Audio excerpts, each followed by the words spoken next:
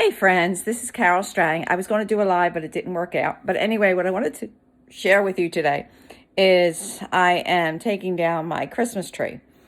And I had a reflective thought that I'd like to share with you.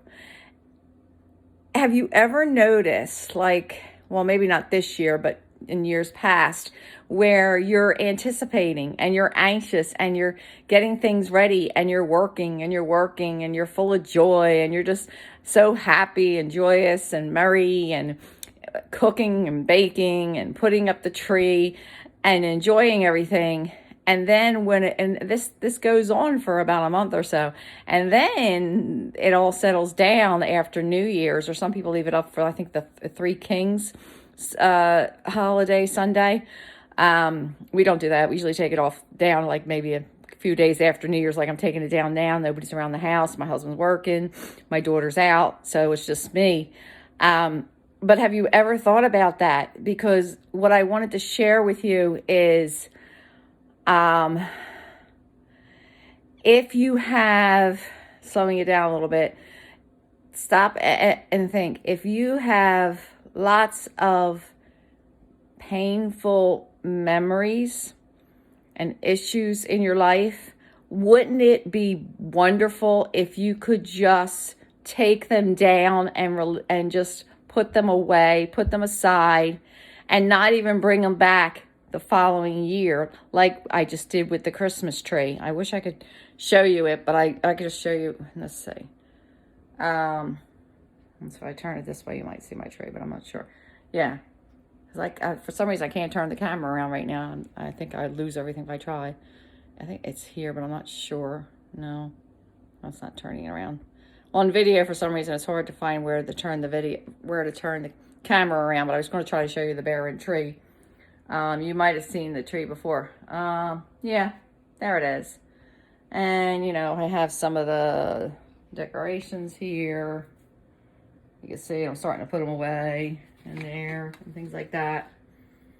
So we're starting to put things away. But anyway, wouldn't that be wonderful? And what I wanted to share with you is, and I know Melissa Hurd, she wrote a book as well. She can relate to this. We just need to get to the point in our hearts and in our emotions to just let it all go. To just humble ourselves and just let it all go. Even if you have to write it down. That's one of the things I mentioned on my video, is just to let it go. And let the Lord do all that rearranging and all that inner healing in you, so you don't have to keep on remembering. Well, you might remember these memories, but they won't hurt you anymore. You won't cry anymore. You won't have the pain of those memories anymore, unless if you might be sharing it and you might be sympathizing with somebody. But that's when we really get into that a great deal of inner healing. And then we could start sharing our testimony, because the hurt's not there anymore. The pain's not there.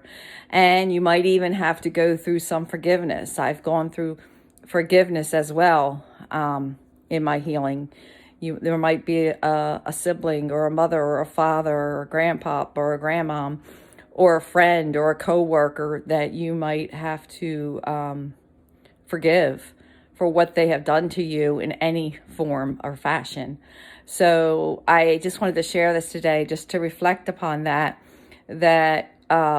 if we could just know that we can give everything to Him, everything. Ask Him to help you to give everything to Him, everything that hurts, every disappointment, every discouragement, every name that was ever spoken over you, an ill name, every curse that was ever spoken over you, anything, any pain or drama that you're going through right now. You can release it, and you can just let it go. Just like I undecorated this Christmas tree maybe in 15 minutes, and it took longer to decorate it because I took so much time putting it each in place and everything, and then bringing everything down, and it took time.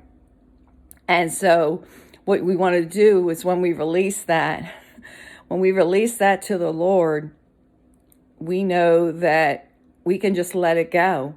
And He's going to do the work in us. He's going to do the work what needs to be done. You know, He will arrange whatever He needs to arrange. He will prune whatever He needs to prune in you. He will tear down whatever He needs to tear down. He will build up what He needs to build up. He will encourage you. He will refresh you. He will heal you. He will restore you. And He'll begin to, and you'll be able to make that room, as like Becca Robinson was talking before, make that, and Courtney, I can't remember her last name, but Courtney, I can't remember her name right now, McEwen, I think, but make room for the new. This is the season, friends. We need to start to make room for the new. We need to move forward. And I don't want this video too long, or Facebook may not post it, but that's what I wanted to share with you today. All right. God bless.